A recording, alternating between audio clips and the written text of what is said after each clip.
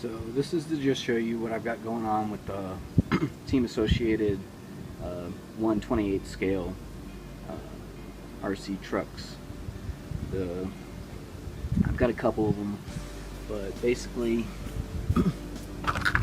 got some FPV cameras on them, cooling system built in for the VTX, wiring harnesses and looms for battery connectors and LEDs, headlights,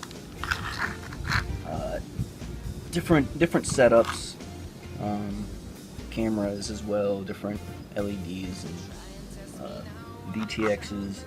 The car itself is set up for LEDs, and I have several different batteries that have extra connectors on them for the same LEDs, so I can power it from the battery or right into the wiring loom for the car itself, either or. It depends on what battery I decide to use. But all these batteries work. These big 1200 milliamp batteries actually seem to do no damage to the ESC, so it does not seem to be overkill at all.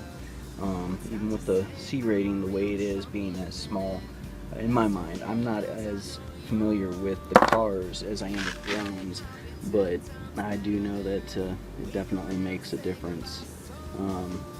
These high voltage batteries, any of these high voltage batteries absolutely are phenomenal in performance with the standard brushed motor that's in there. There is no damage that I'm getting from any of them. There's no damage from any of these batteries. I actually do run the TX straight off of a 2S battery, which would make it a little bit more convenient for in the field charging if you were going to use the charger that's built into it, because the way this is wired into the unit, you still have all the functioning capability of being able to charge this battery in the field like you could originally with the 150 milliamp battery that's in here in the car originally. The low voltage cutoff switch continues to work and function properly. I still have FPV feed and LED lights at the low voltage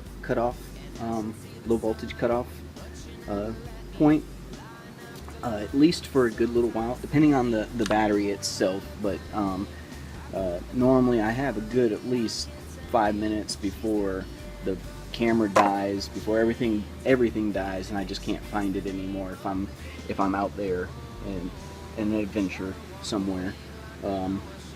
I do attach an amplifier to here to go long range if desired.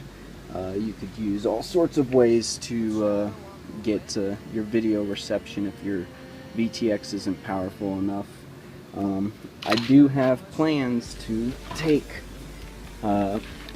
another ESC and actually take a FlySky receiver, 3-channel receiver, and connect it and set it all up with the other chassis that I have of this unit for the SC28 short course trucks for Team Associated, and make it a true legitimate long range the best I can, and work in some OSD for the battery, so I kind of have an idea before what my battery will be at, or should be at, or needs to be at for return to home, or any feature for before I meet that low voltage cutoff. I can still use my AA batteries in the transmitter. I have not eliminated that.